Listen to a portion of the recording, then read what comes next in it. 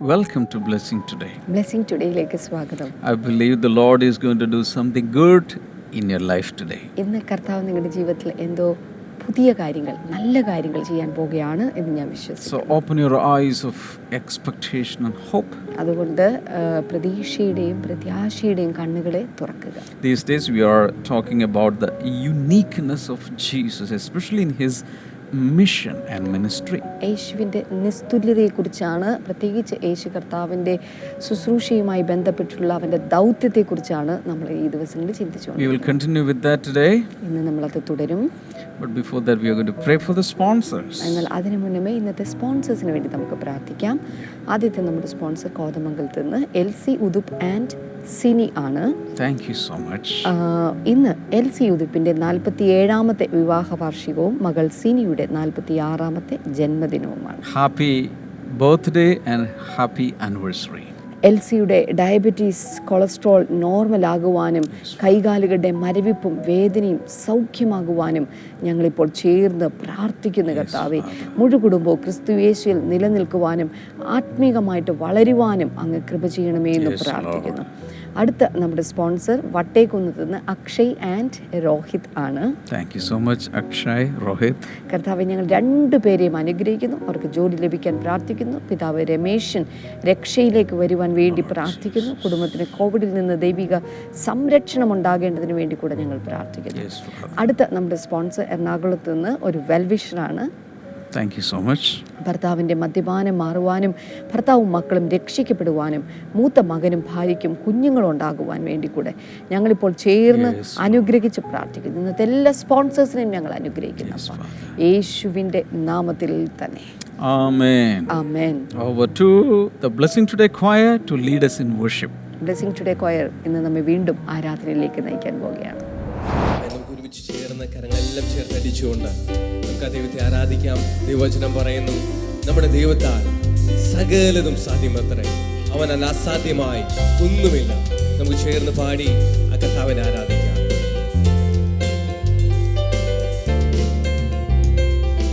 ദൈവത്താൽ കഴിയാത്തത് ഏതുമില്ല, തന്നാമത്താൽ സാധ്യമേ എല്ലാമെല്ലാം. എൻ ദൈവത്താൽ കഴിയാത്തത് ഏതുമില്ല, തന്നാമത്താൽ സാധ്യമേ എല്ലാമെല്ലാം. വല്ലവൻ ചൊൽകില്ലെല്ലാമാകും, ഇല്ലവരില്ല നാമം. വന്മതിൽ പോലുള്ള ദുഃഖവും വൻകരത്താൽ നീങ്ങിടും. നേരിന്റെ വഴിയിൽ നടന്ന നന്മകൾ ദിനവും നൽകുമേ. വിശ്വസ്തൻ നീതിമാൻ സർവത്തിൻ നായകൻ,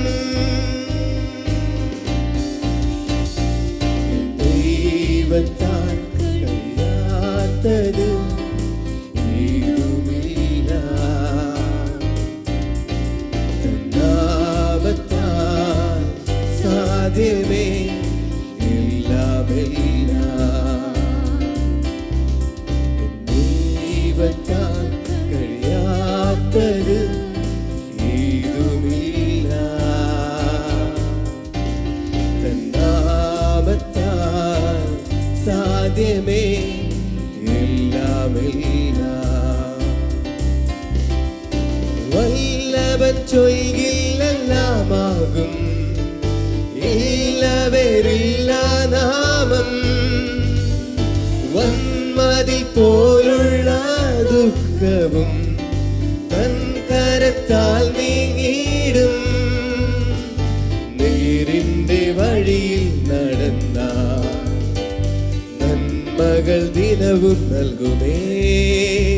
വിശ്വസ്തൻ നീതിമാൻ സർവത്തിൻ നായകൻ,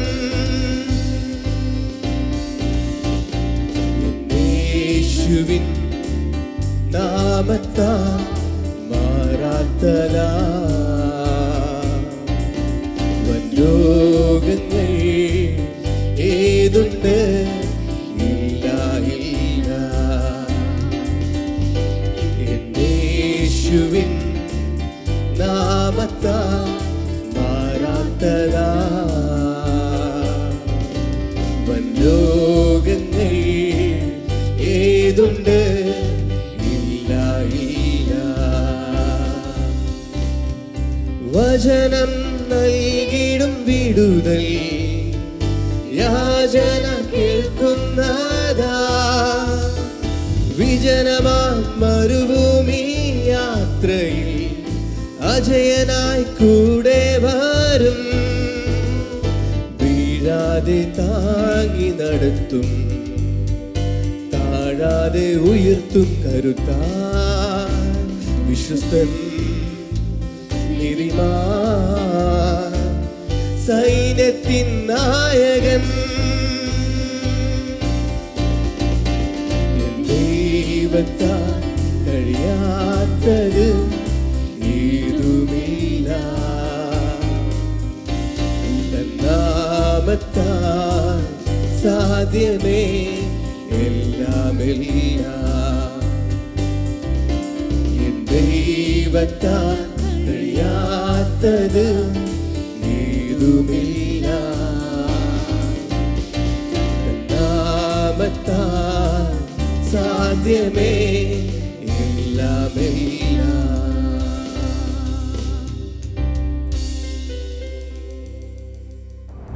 All right, these days we are talking about the purpose of Jesus in coming into this world. ഈ ലോകത്തിലേക്ക് യേശു കർത്താവ് വന്നതിൻ്റെ ഉദ്ദേശ ലക്ഷ്യം എന്താണ് എന്നതിനെ കുറിച്ചാണ് ഈ ദിവസങ്ങളിൽ നമ്മൾ സംസാരിച്ചുകൊണ്ടിരിക്കുന്നത്. Jesus came with very, very specific purposes. യേശു കർത്താവ് വളരെ വളരെ പ്രത്യേക ലക്ഷ്യത്തോടെയാണ് വന്നത്. And I think we already saw 20 of them. അതിൽ 20ഓളം കാര്യങ്ങൾ നമ്മൾ ഇതിനോടകം കണ്ടു കഴിഞ്ഞു. The remaining we will be discussing today. അടുത്ത ചില കാര്യങ്ങൾ കൂടെ നമ്മൾ ഇന്ന് ഡിസ്കസ് ചെയ്യും. Number 21. 21ാമത്തേത്, Jesus came into this world to do God's will. യേശു കർത്താവ് ഈ ഭൂമിയിലേക്ക് വന്നത് ദൈവത്തിൻ്റെ ഇഷ്ടം നിവൃത്തിയാക്കാൻ വേണ്ടിയിട്ടാണ്. That's what we read in John chapter 6 verse number 38. അതാണ് നമ്മൾ യോഹന്നന്റെ സുവിശേഷം 6-ാം അധ്യായം 38ാമത്തെ വചനത്തിൽ കാണുന്നത്. For I have come down from heaven not to do my will but to do the will of him who sent me. ഞാൻ എൻ്റെ ഇഷ്ടമല്ല, എന്നെ അയച്ചവൻ്റെ ഇഷ്ടമത്രേ ചെയ്യുവാൻ സ്വർഗത്തിൽ നിന്ന് ഇറങ്ങി വന്നിരിക്കുന്നത്. You know, Jesus is God himself. നിങ്ങൾക്കറിയാം, യേശു ദൈവം തന്നെയാണ്. He is the Son of God. അവൻ ദൈവപുത്രനാണ്. But on earth he did not live with an independent will. എന്നാൽ ഈ ഭൂമിയിൽ അവൻ ഒരിക്കലും സ്വതന്ത്രനായി ജീവിച്ചിരുന്നില്ല. But instead he always yielded to the will of the Father. പകരം പിതാവിൻ്റെ ഇഷ്ടത്തോട് ചേർന്ന് നിന്നുകൊണ്ടാണ് താൻ ജീവിച്ചത്. And that is a great example for us. അത് നമുക്കൊരു വലിയ മാതൃകയാണ്. Jesus came as a human being and he submitted himself to the will of the Father. യേശു കർത്താവ് ഒരു മനുഷ്യനായിട്ട് ഈ ഭൂമിയിലേക്ക് വന്നു എങ്കിലും താൻ സകലത്തിലും പിതാവിന് കീഴ്പ്പെട്ടിരുന്നു. We are all human beings. നമ്മളെല്ലാവരും മനുഷ്യരാണ്. We are created by the same God. അതേ ദൈവത്താൽ തന്നെയാണ് നാമും And in സൃഷ്ടിക്കപ്പെട്ടിരിക്കുന്നത്. this world we have to yield ourselves to the will of the Father. എന്നാൽ ഈ ഭൂമിയിൽ നമ്മുടെ ഇഷ്ടങ്ങൾ നമ്മുടെ പിതാവിന്റെ ഇഷ്ടത്തിന് വേണ്ടി നാം കീഴ്പ്പെടുത്തി കൊടുക്കണം. Coming to John chapter 4 യോഹന്നന്റെ സുവിശേഷം 4-ാം അധ്യായത്തിലേക്ക് വന്നാലും verse 34. അതിന്റെ 34ാമത്തെ വചനം, And my food, Jesus says, is to do the will of him who sent me to finish his work. എന്നെ അയച്ചവന്റെ ഇഷ്ടം ചെയ്ത് അവന്റെ പ്രവൃത്തി തികയ്ക്കുന്നത് തന്നെ എൻ്റെ ആഹാരം. That means Jesus considered the doing the will of the Father as his own food. കാരണം യേശു കർത്താവ് തൻ്റെ പിതാവിന്റെ ഇഷ്ടം ചെയ്യുന്നത് തൻ്റെ ആഹാരമായിട്ട് അവൻ കണക്ക് കൂട്ടി. We eat food for nourishment and for strength. ശക്തിക്കും അതുപോലെ പോഷണത്തിന് വേണ്ടിയിട്ടാണ് നാം ഭക്ഷണം We eat കഴിക്കുന്നത്. food for good health. നല്ല ആരോഗ്യത്തിന് വേണ്ടി നാം ഭക്ഷണം കഴിക്കുന്നു. So doing the will of the Father will give us nourishment. അതുകൊണ്ട് പിതാവിന്റെ ഇഷ്ടം ചെയ്യുമ്പോൾ അതിലൂടെ ഒരു പോഷകമാണ് നമുക്ക് ലഭിക്കുന്നത്. Doing the will of the Father will give us the right kind of strength. അതുപോലെ പിതാവിൻ്റെ ഇഷ്ടം നാം ചെയ്യുമ്പോൾ ശരിയായ ബലം അല്ലെങ്കിൽ ശക്തിയാണ് നമുക്കുണ്ടാകുന്നത്. Doing the will of God will impart into us divine health to our emotions and mind and spirit. അതുപോലെ പിതാവിൻ്റെ ഇഷ്ടം ചെയ്യുമ്പോൾ നമ്മുടെ മനസ്സിലേക്കും നമ്മുടെ ആത്മാവിലേക്കും അതുപോലെ നമ്മുടെ വൈകാരിക മേഖലകളിലേക്കും വേണ്ട ശരിയായ ആരോഗ്യത്തെ അത് കൊണ്ടുവരികയാണ്. And even when you read John chapter 3 and verse number 16, യോഹന്നാന്റെ സുവിശേഷം 3-ാം അധ്യായം അതിന്റെ 16-ാമത്തെ വചനം വായിച്ചാൽ Christ was sent by the Father to do the will of the Father. പിതാവിൻ്റെ ഇഷ്ടത്തെ പൂർത്തിയാക്കുവാൻ വേണ്ടിയിട്ടാണ് ക്രിസ്തുവിനെ ഈ ഭൂമിയിലേക്ക് ദൈവം അയച്ചിരിക്കുന്നത് പോലും. Hallelujah. Hallelujah. So we also are supposed to live as children of God in the will of God. അതുകൊണ്ട് ഈ ഭൂമിയിൽ നാം ആയിരിക്കുമ്പോൾ ദൈവത്തിൻ്റെ ആ ഹിതത്തിൻ ഉള്ളിൽ ആയിരിക്കുന്ന ദൈവ പൈതലായി തീരുവാനാണ് ദൈവം നമ്മെക്കുറിച്ച് ആഗ്രഹിക്കുന്നത്. See, even when Jesus taught his disciples how to pray, the pattern of prayer, Jesus taught them to pray, let thy will be done on earth as it is in heaven. യേശു കർത്താവ് ശിഷ്യന്മാരെ പ്രാർത്ഥന പഠിപ്പിച്ചപ്പോൾ സ്വർഗത്തിലെ പോലെ തന്നെ അങ്ങയുടെ ഇഷ്ടം ഭൂമിയിലും ആകണമേ എന്ന് പറയുന്ന ദൈവേഷ്ടത്തിൻ്റെ ഒരു വാചകം കൂട്ടിച്ചേർക്കുവാൻ അവൻ മറന്നില്ല. So Jesus was in the will of God, doing the will of God, doing the work of God, and he taught his disciples to do the same thing in preparation. He wanted them to pray for the will of the Father to be done on earth as it is in heaven. യേശു കർത്താവ് താൻ ദൈവഹിതത്തിലായിരുന്നു. ദൈവഹിതമനുസരിച്ച് താൻ പ്രവർത്തിച്ചു. ദൈവഹിതത്തിലൂടെ തന്നെയാണ് താൻ ചലിച്ചുകൊണ്ടിരുന്നത്. അതുകൊണ്ട് തൻ്റെ ശിഷ്യന്മാരും ഇതുപോലെ ഈ ഭൂമിയിലായിരിക്കുന്ന സമയത്ത് ദൈവഹിതത്തിൽ തന്നെ മുന്നോട്ട് പോകുവാൻ വേണ്ടിയിട്ടാണ് സ്വർഗത്തിലെ പോലെ തന്നെ ഭൂമിയിലും സ്വർഗത്തിലെ ദൈവത്തിൻ്റെ ഇഷ്ടമായി തീരട്ടെ എന്ന പ്രാർത്ഥന താൻ പഠിപ്പിച്ചത്. Not only that, from birth to death, Jesus lived in the will of God. അതുമാത്രമല്ല ജനനം മുതൽ മരണം വരെ യേശു കർത്താവ് അവൻ ദൈവത്തിൻ്റെ പൂർണ്ണ ഹിതത്തിൻ കീഴിലായിരുന്നു. And in the Garden of Gethsemane he prayed, not my will, let your will be done in my life. അതുകൊണ്ടാണ് ഗെത്സമനെ തോട്ടത്തിൽ യേശു കർത്താവ് പ്രാർത്ഥിച്ചപ്പോൾ എങ്കിലും എൻ്റെ ഇഷ്ടമല്ല അങ്ങയുടെ ഇഷ്ടം ഇനി നിറവേറട്ടെ എന്ന് പ്രാർത്ഥിച്ചത്. Now coming to our personal lives, ഇനി ഇപ്പോൾ നമ്മുടെ വ്യക്തിപരമായ ജീവിതത്തിലേക്ക് വന്നാലും whenever we are living in the will of God, we have perfect peace. എപ്പോഴൊക്കെ നാം ദൈവഹിതത്തിനനുസരിച്ച് ജീവിക്കുമോ അപ്പോഴൊക്കെ നമുക്ക് പൂർണ്ണമായ സമാധാനമുണ്ടായിരിക്കും. Whenever we move out of the will of God, just like Jonah the prophet, lot of tempests will come against us, lot of laws will come against us, and it is a great havoc that we are bringing on ourselves. എപ്പോഴൊക്കെ ദൈവഹിതത്തിൽ നിന്ന് നാം മാറി വ്യതിചലിച്ചു പോകുന്നുണ്ടോ അപ്പോഴൊക്കെയും യോന പോയതുപോലെ പോയി കഴിഞ്ഞാൽ നമ്മുടെ ജീവിതത്തിൽ ഏറ്റവും അപകടകരമായ ബുദ്ധിമുട്ടേറിയ കൊടുങ്കാറ്റ് സമാനമായ അനേക പ്രശ്നങ്ങളിലൂടെ നമ്മൾ കടന്നു പോകേണ്ടി വരും. വലിയ വിലകൾ കൊടുക്കേണ്ടി വരും. So if you're living out of the will of God, this is the right time to come back to the right track. അതുകൊണ്ട് നിങ്ങൾ ദൈവഹിതത്തിൽ നിന്ന് വ്യതിചലിച്ച് പോകുന്ന ഒരു വ്യക്തിയാണെങ്കിൽ ഇത് നിങ്ങൾക്ക് മടങ്ങി വരുവാനുള്ള ശരിയായ സമയമാണ്. Hallelujah. Hallelujah. Align your life to the will of God. നിങ്ങളുടെ ജീവിതത്തെ ദൈവഹിതത്തിനനുസരിച്ച് ക്രമപ്പെടുത്തുക. Number 22. 22ാമത്തേത്, Jesus came into this world to give his life for his church. യേശു കർത്താവ് ഈ ഭൂമിയിലേക്ക് വന്നത് സഭയ്ക്ക് തൻ്റെ ജീവൻ നൽകുവാൻ വേണ്ടിയിട്ടാണ്. Ephesians 5 verse number 25. എഫേസ്യർക്ക് എഴുതിയ ലേഖനം 5-ാം അധ്യായം അതിന്റെ 25-ാമത്തെ വചനം. This is Paul is writing this in the context of marriage. പൗലോസ് ഇവിടെ ഒരു വിവാഹത്തിന്റെ ബന്ധത്തിലാണ് സംസാരിക്കുന്നത്. Husbands, love your wives just as Christ loved the church and gave himself up for her. ഭർത്താക്കന്മാരെ ക്രിസ്തു സഭയെ സ്നേഹിച്ചതുപോലെ നിങ്ങളുടെ ഭാര്യമാരെ സ്നേഹിപ്പിൻ. But the thing I want to highlight is this: just as Christ loved the church and gave his life for her. അവിടെ നാം കാണുന്നത് ക്രിസ്തു സഭയെ സ്നേഹിച്ചതുപോലെ, ഇംഗ്ലീഷിൽ അത് പറയുന്നത് തൻ്റെ ജീവൻ അവൾക്ക് വേണ്ടി നൽകിയതുപോലെ എന്നുകൂടെ കൂട്ടിച്ചേർക്കുന്നുണ്ട്. Generally, Jesus came to die for the sinners. പൊതുവിൽ യേശു കർത്താവ് പാപികൾക്ക് വേണ്ടി മരിക്കുവാനാണ് കടന്നു വന്നത്. But the effect, the result is enjoyed only by the church. എന്നാൽ അതിൻ്റെ പ്രതിഫലനങ്ങൾ അല്ലെങ്കിൽ അതിൻ്റെ മറുപടികൾ, അതിൻ്റെ ഫലം അനുഭവിക്കാൻ സാധിച്ചത് ദൈവസഭയ്ക്കാണ്. Because the church is like a bride or like a wife is submitted and yielded to the authority of the headship of Christ. എന്തുകൊണ്ടെന്ന് ചോദിച്ചാൽ ഇപ്പോൾ തൻ്റെ കാന്തയായിട്ടുള്ള, തൻ്റെ മണവാട്ടിയായിട്ടുള്ള സഭ തൻ്റെ ഇഷ്ടത്തിലേക്ക് അവൾ തന്നെ ക്രമീകരിച്ച് അവന് വഴങ്ങിക്കൊടുത്ത് വിധേയപ്പെടുത്തി കൊടുത്തിരിക്കുകയാണ്. So in effect, Jesus died for his bride, for his church. മറ്റൊരു തരത്തിൽ പറഞ്ഞാൽ യേശു തൻ്റെ മണവാട്ടിക്ക് വേണ്ടി, തൻ്റെ സഭയ്ക്ക് വേണ്ടിയാണ് മരിച്ചിരിക്കുന്നത്. He gave his life for the church, that means God's people, and he loved them so. അതിൻ്റെ അർത്ഥം തൻ്റെ ജീവൻ, തൻ്റെ ജീവിതം ദൈവജനത്തിന് വേണ്ടി, സഭയ്ക്ക് വേണ്ടിയിട്ടാണ് താൻ വിട്ടുകൊടുത്തത്. Number 23, Jesus came into this world to purify a people for himself. 23-ാമത്തെ കാര്യം, യേശു കർത്താവ് ഈ ഭൂമിയിലേക്ക് വന്നത് തൻ്റെ ജനത്തെ തനിക്ക് വേണ്ടി വിശുദ്ധീകരിക്കാൻ വേണ്ടിയിട്ടാണ്. Titus chapter 2 and verse number 14.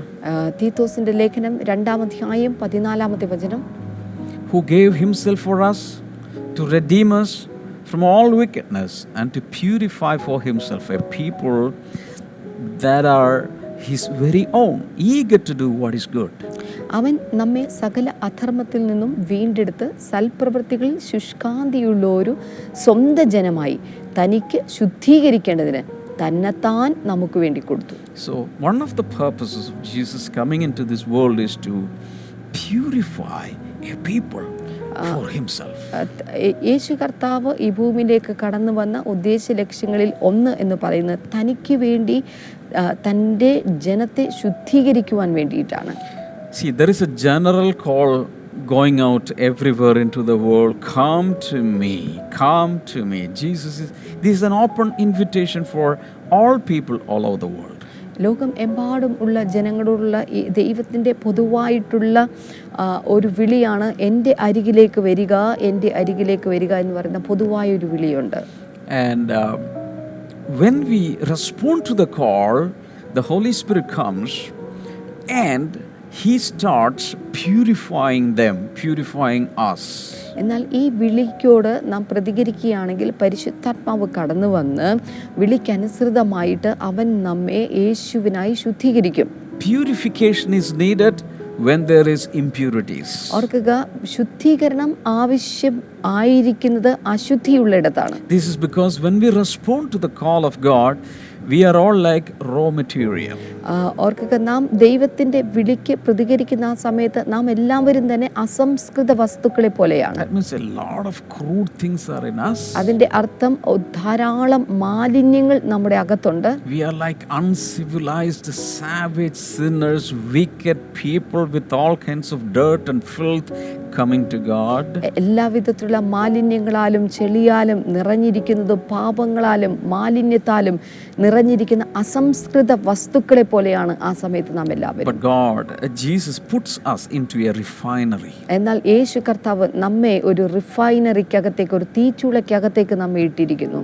That is the fire of the Holy Spirit. അത് പരിശുദ്ധാത്മാവിന്റെ തീയാണ്. And in that fire, bit by bit, stage by stage, step by step, face by face, all the impurities will be gone and we will be more and more refined until we are completely purified for himself. ഓർക്കുക, എന്നാൽ ആ തീച്ചൂളയ്ക്കകത്ത് ഓരോ പടികൾ കഴിയും തോറും, ഓരോ സ്റ്റെപ്പുകൾ കഴിയും തോറും അവൻ നമ്മെ ശുദ്ധീകരിച്ച് അവൻ്റെ സന്നിധിയിൽ കളങ്കമില്ലാത്തവരാക്കി നമ്മെ തീർക്കുന്നു. Hallelujah. Hallelujah. The next one is number 24. This is amazing. Jesus came into this world to set an example for us. ഇത് വളരെ പ്രധാനപ്പെട്ട ഒരു കാര്യമാണ്. യേശു കർത്താവ് ഈ ഭൂമിയിലേക്ക് വന്നത് അവൻ നമുക്ക് ഒരു മാതൃകയാകുവാൻ വേണ്ടിയിട്ടാണ്. Okay, let's read 1 Peter chapter 2 and verse number 21. നമുക്ക് ഒരുമിച്ച് ചേർന്ന് 1 പത്രോസിന്റെ ലേഖനം 2-ാം അധ്യായം അതിന്റെ 21-ാമത്തെ വചനം വായിക്കാം. To this you were called, because Christ suffered for you, leaving you an example that you should follow his steps. അതിനായിട്ടല്ലോ നിങ്ങളെ വിളിച്ചിരിക്കുന്നത്. ക്രിസ്തു നിങ്ങൾക്ക് വേണ്ടി കഷ്ടം അനുഭവിച്ചു. നിങ്ങൾ അവന്റെ കാൽച്ചുവട് പിന്തുടരുവാൻ ഒരു മാതൃക വെച്ചേച്ച് പോയിരിക്കുന്നു. Yeah. Jesus came into this world and left an example for the entire human race. യേശു കർത്താവ് ഈ ഭൂമിയിൽ നിന്ന് മടങ്ങിപ്പോയത് ഈ മനുഷ്യരാശിക്ക് മുഴുവൻ പിന്തുടരുവാനുള്ള ഒരു മാതൃക വെച്ചുകൊണ്ടാണ്. Did you listen to that? അത് നിങ്ങൾ ശ്രദ്ധിച്ചു കേട്ടുവോ? There is only one perfect example for the whole human race.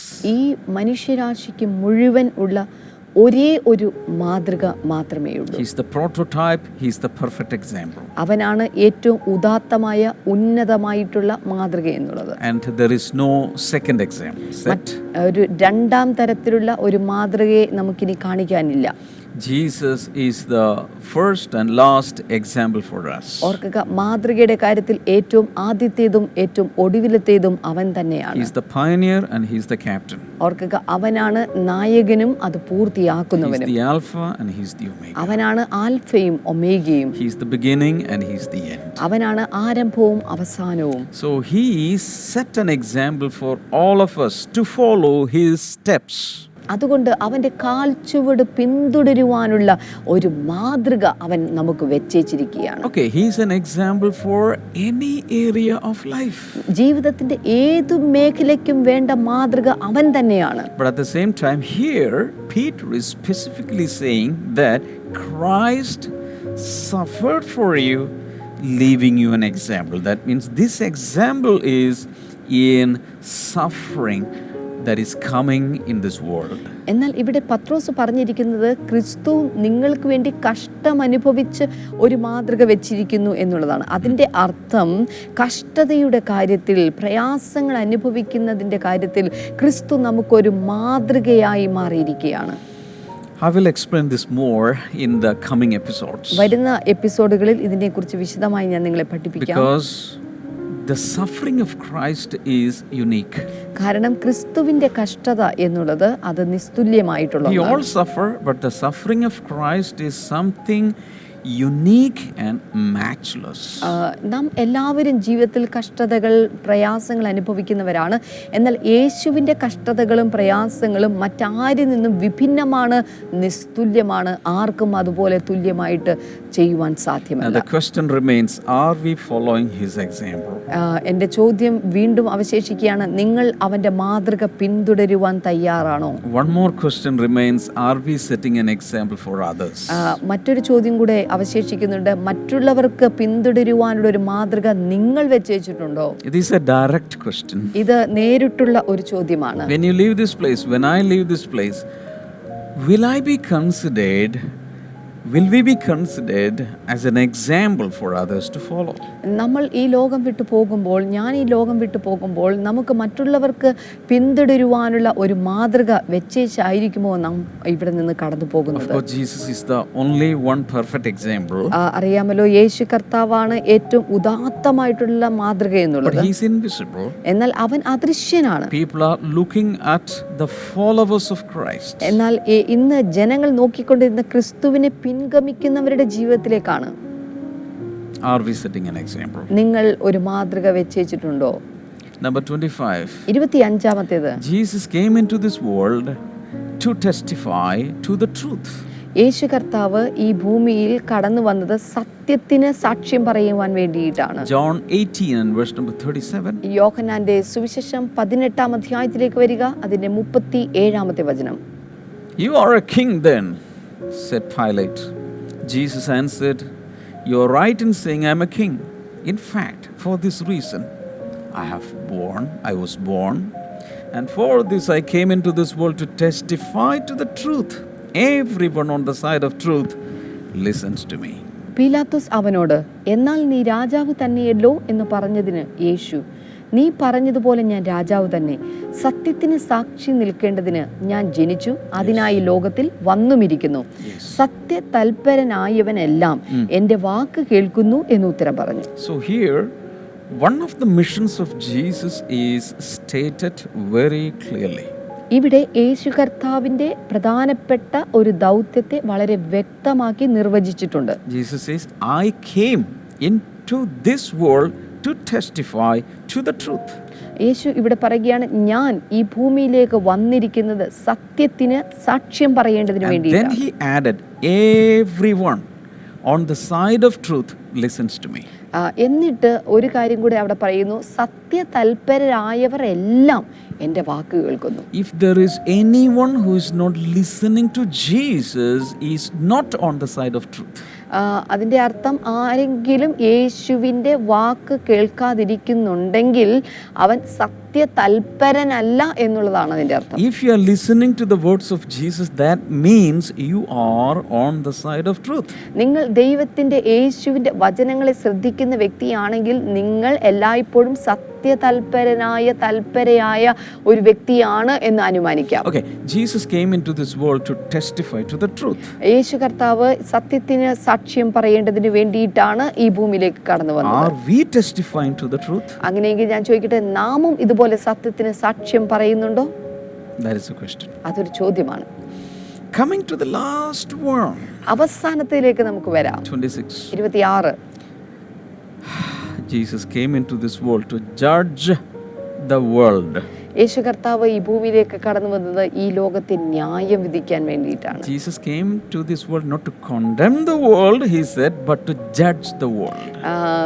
യേശു കർത്താവ് ഈ ഭൂമിയിലേക്ക് കടന്നു വന്നത് ഈ ഭൂമിക്ക് ശിക്ഷ വിധിക്കാൻ വേണ്ടിയിട്ടല്ല, മറിച്ച് ന്യായവിധി നടപ്പാക്കാൻ. He came to save the world. അവൻ ഈ ഭൂമിയെ രക്ഷിക്കാൻ വേണ്ടിയാണ് വന്നത്. But there is a judgment also coming parallel to the salvation. എന്നാൽ രക്ഷയ്ക്ക് സമാന്തരമായി തന്നെ ന്യായവിധിയുണ്ട് എന്നുള്ളത് മനസ്സിലാക്കണം. John 9:39. യോഹന്നാന്റെ സുവിശേഷം 9-ാം അധ്യായം 39-ാമത്തെ വചനം. Jesus said, for judgment I have come into this world, so that the blind will see and those who see will become blind. കാണാത്തവർ കാണുവാനും കാണുന്നവർ കുരുടരാകുവാനും ഇങ്ങനെ ന്യായവിധിക്കായി ഞാൻ ഇഹലോകത്തിൽ വന്നു എന്ന് യേശു പറഞ്ഞു. Jesus' mission statement says, I have come to this world to seek and to save the lost. യേശുവിൻ്റെ ദൗത്യ നിർവചനത്തിൽ പറയപ്പെടുന്നത് ഞാൻ കാണാതെ പോയതിനെ തിരഞ്ഞ് രക്ഷിപ്പാൻ വന്നിരിക്കുന്നു എന്നുള്ളതാണ്. But at the same time, Jesus says, for judgment I have come into this world. എന്നാൽ അതേ യേശു കർത്താവ് തന്നെ പറയുകയാണ്, ഞാൻ ന്യായവിധിക്കായിട്ടാണ് ഇവിടെ വന്നിരിക്കുന്നത്. The lost shall be found. കാണാതെ പോയത് കണ്ടെത്തും. But there are some people who say they can see, they are okay, they are righteous, they don't need a savior. എന്നാൽ ചില ആളുകൾ പറയുന്നത് ഞങ്ങൾ ഓക്കെയാണ്, ഞങ്ങൾ നീതിമാന്മാരാണ്, ഞങ്ങൾക്ക് പ്രത്യേകിച്ച് പ്രശ്നമൊന്നുമില്ല, അതുകൊണ്ട് ഞങ്ങൾക്ക് ഒരു രക്ഷകന്റെ ആവശ്യവുമില്ല. Such people will be judged. അത്തരത്തിലുള്ള വ്യക്തികളും ന്യായം വിധിക്കപ്പെടും. So that's why Jesus says the blind will see and those who see will become blind. അതുകൊണ്ടാണ് ഇവിടെ പറയുന്നത്, കാണാത്ത കുരുടന്മാർ കാണുകയും കാണുന്നവർ കുരുടന്മാരാകുകയും ചെയ്യും. That means there are spiritually blind people in the world. അതിന്റെ അർത്ഥം ആത്മീകമായിട്ട് കുരുടന്മാരായ ആളുകൾ ഈ ലോകത്തിലുണ്ട്. And when they believe in the Lord Jesus, their eyes shall be opened. എന്നാൽ കർത്താവിൽ വിശ്വസിക്കുന്ന സമയത്താണ് അവരുടെ കണ്ണുകൾ തുറക്കപ്പെടുന്നത്. There are others who say we can see everything, we are perfectly okay, we don't need you Jesus. എന്നാൽ ചില ആളുകളാണ് ഞങ്ങൾക്കെല്ലാം കാണാം, ഞങ്ങൾ പെർഫെക്റ്റ്ലി ഓക്കെയാണ് എന്ന് പറയുന്ന ആളുകളുണ്ട്. They will become spiritually blind. എന്നാൽ അവർ ആത്മീകമായിട്ട് കുരുടന്മാരായിട്ട് മാറും. This is the way he is judging the world. ഇതുപോലെ ഈ വിധത്തിലാണ് അവൻ ഈ ലോകത്തെ ന്യായം വിധിക്കുന്നത്. Because of this, the verdict is that men live in darkness. People chose to live in darkness even though the light came into this world. ലോകത്തിലേക്കുള്ള സത്യവെളിച്ചം വന്നിട്ടും ജനങ്ങൾ അന്ധകാരത്തിൽ തന്നെ ഇരുന്നു എന്നുള്ളതാണ് ഏറ്റവും പ്രധാനപ്പെട്ട ഒരു കാര്യം. Okay, I gave you 26 mission of Jesus in coming into this world. ഈ ലോകത്തിലേക്ക് യേശു കർത്താവ് കടന്നു വരുവാനുള്ള ദൗത്യത്തിലെ 26 ദൗത്യങ്ങളെ കുറിച്ച് ഞാൻ നിങ്ങളെ പഠിപ്പിച്ചു. And because of this, Jesus' mission is unique. ഇത് നിമിത്തമായിട്ട് യേശുവിൻ്റെ ശുശ്രൂഷ നിസ്തുല്യമാക്കപ്പെട്ടു. Can you find out and tell me any one single man who has ever lived in history with this kind of a mission? ഈ ഭൂമിയിൽ ജീവിച്ചിരുന്നതിൽ ആർക്കെങ്കിലും ഇത്തരത്തിലുള്ള ഉന്നതമായിട്ടുള്ള ദൗത്യത്തോട് ജീവിച്ചവരായിട്ടുണ്ടോ? In the beginning I told you Mahatma Gandhi had a mission, Florence Nightingale had a mission, Nelson Mandela had a mission, Martin Luther King Jr. had a mission, Senior had a mission, but the mission of Jesus is not like theirs. The mission of Jesus is unique. ഞാൻ ആദ്യമേ പറഞ്ഞതുപോലെ തന്നെ മഹാത്മാഗാന്ധിക്ക് ഇതുപോലൊരു ദൗത്യമുണ്ടായിരുന്നു, Nelson മണ്ടേലയ്ക്ക് ഒരു ദൗത്യമുണ്ടായിരുന്നു, Florence നൈറ്റിൻഗേലിന് ഒരു ദൗത്യമുണ്ടായിരുന്നു. എന്നാൽ അതിനേക്കാളൊക്കെ മഹനീയമായതും മഹത്തരവുമായ ഒരു ദൗത്യമായിരുന്നു യേശു കർത്താവിന് ഈ ഭൂമിയോടനുബന്ധിച്ചുണ്ടായിരുന്നത്.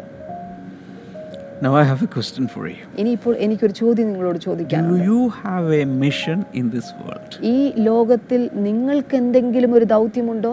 Many people say, I am living because I am born. ഒത്തിരി ആളുകളും പറയുന്നത് ഞാൻ ജനിച്ചത് കൊണ്ട് അങ്ങ് ജീവിക്കുന്നു. I'll get married, I'll have a family, I'll raise children, then I will die. ഞാൻ കല്യാണം കഴിക്കും, എനിക്ക് കുഞ്ഞുങ്ങളുണ്ടാവും, എൻ്റെ കുഞ്ഞുങ്ങളെ വളർത്തും, അതിനൊക്കെ ശേഷം ഞാൻ മരിക്കും. That is my mission. അതാണ് എൻ്റെ ദൗത്യം. No, even animals do that.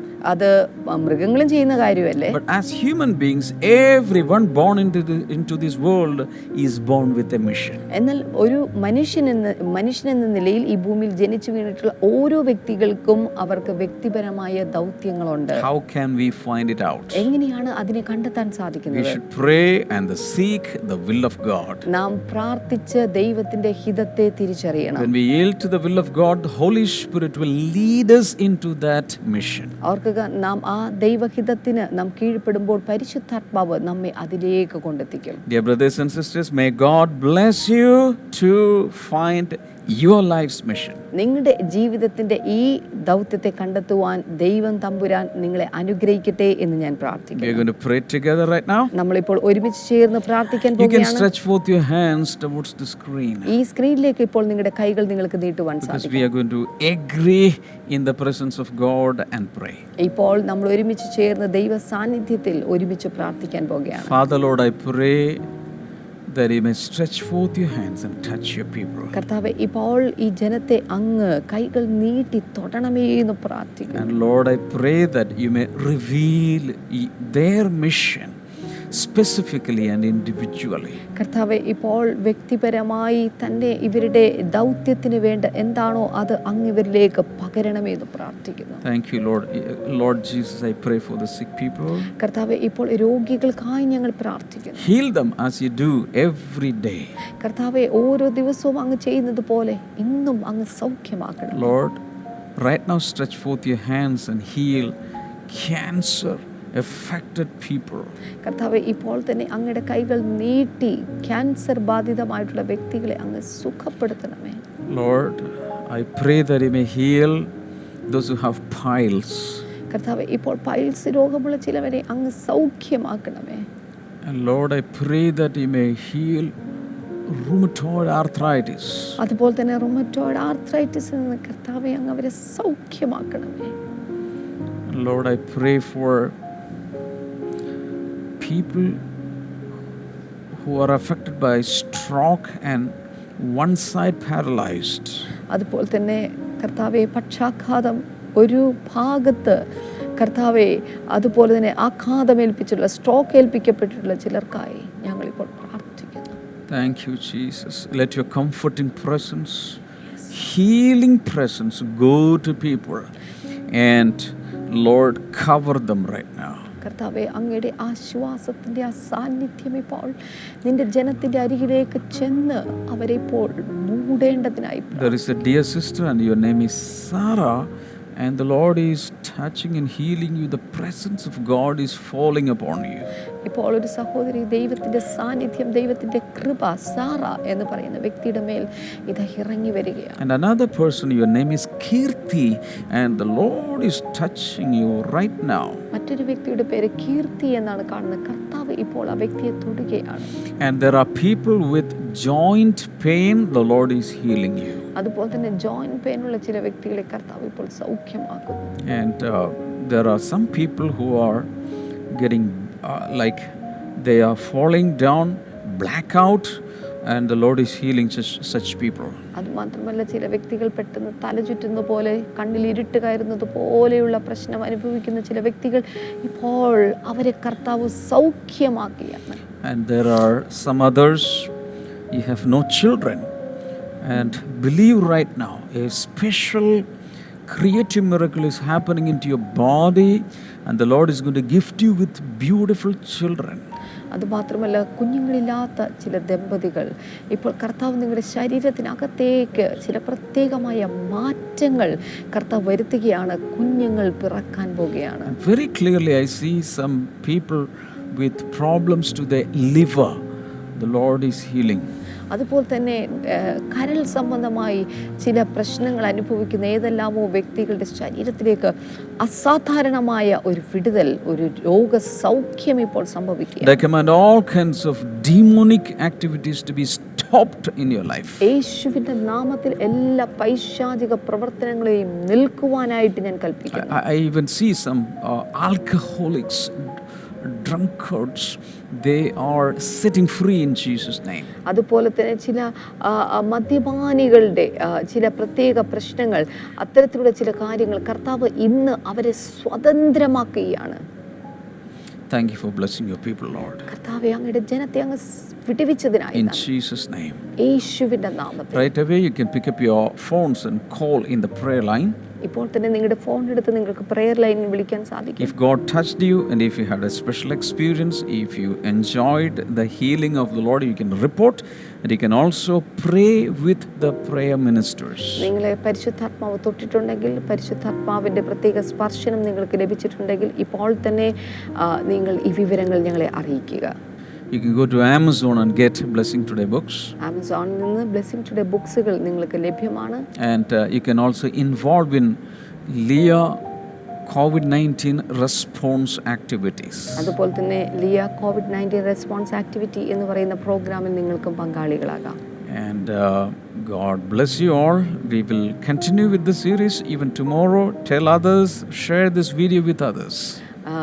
ഇതിനെക്കുറിച്ച് നാളെയും മറ്റുള്ളവരോടും എല്ലാവരോടും പങ്കുവയ്ക്കുക. നാളെയും നമ്മൾ ഈ സന്ദേശം വീണ്ടും തുടരുന്നതായി. If you have not yet subscribed to YouTube channel, Blessing Today YouTube channel, do it right away. ഇതുവരെ blessing today YouTube channel subscribe ചെയ്തിട്ടില്ല എങ്കിൽ ദയവായി സബ്സ്ക്രൈബ് ചെയ്യുക. God bless you all. See you tomorrow. Bye-bye. കർത്താവ് നിങ്ങളെ എല്ലാവരെയും ധാരാളമായി അനുഗ്രഹിക്കട്ടെ. നാളെ നമുക്ക് വീണ്ടും കാണാം. ബൈ. വചനം നൽകിടും വിടുതൽ യാചന കേൾക്കുന്നതാ, വിജനമാ മരുഭൂമി യാത്രയിൽ അജയനായി കൂടെ വരും, വീഴാതെ താങ്ങി നടത്തും, താഴാതെ ഉയർത്തും കരുത്താ, വിശ്വസ്തൻ നീതിമാൻ സൈന്യത്തിൻ നായകൻ, ദൈവത്താൽ കഴിയാത്തത് ഏതുമില്ല, നാമത്താൽ സാധ്യമേ എല്ലാമെല്ലാം, ദൈവത്താൽ കഴിയാത്തത് ഏതുമില്ല,